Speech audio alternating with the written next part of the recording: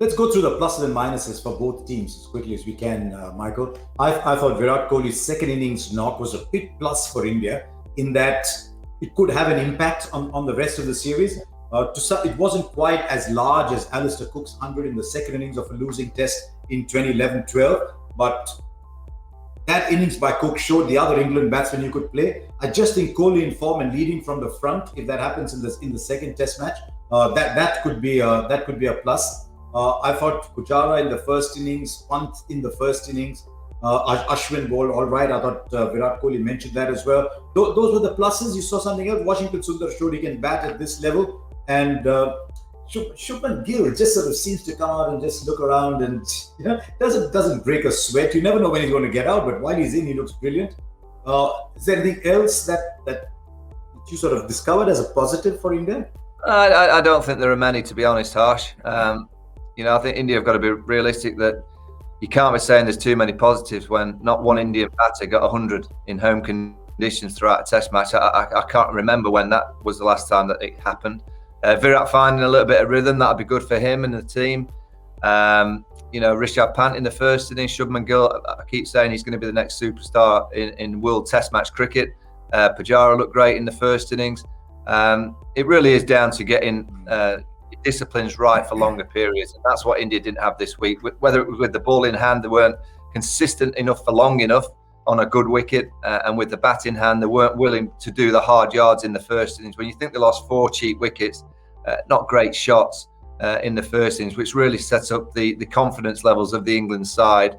In the first innings for India, only to get 327 around there, it's not enough. They should have got the 450 like they generally always do, if not 500.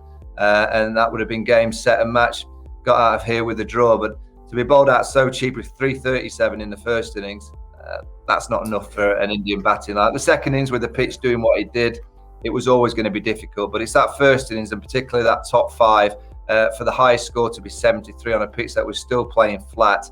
That's not good enough from the Indian side's perspective. Look at that. There's a 6, a 29, 11 and 1. That's 47 runs among 4 of the top 5 batsmen. That's just not good enough. Virat also made a mention of how the pressure seemed to go off after the seamers and Ashwin had bowled, which was a direct reference to Washington Sundar's off spin, and especially disappointing the left arm spin of Shahbaz Nadeem.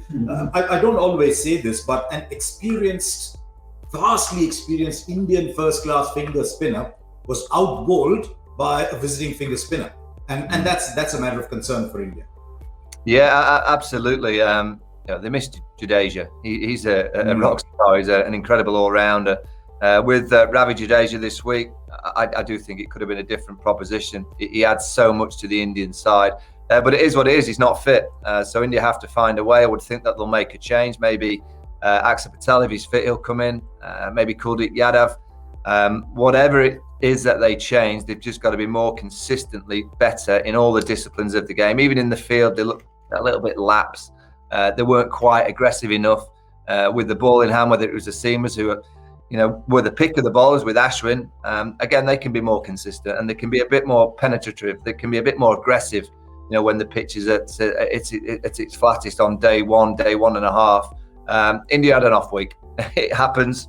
There'll be many of you questioning why it's happened. It's Virat's captaincy. I'm not too sure about that. I think it's just a little bit of a wake-up call. Now and again, really good teams need a wake-up call, and you would expect that the last 5 days has been a wake-up call for the Indian team. It doesn't matter how good you are. It doesn't matter that you're at home playing cricket. You've got to switch on. You've got to switch on, particularly against an England side that are playing really good, strong cricket, particularly in subcontinent conditions.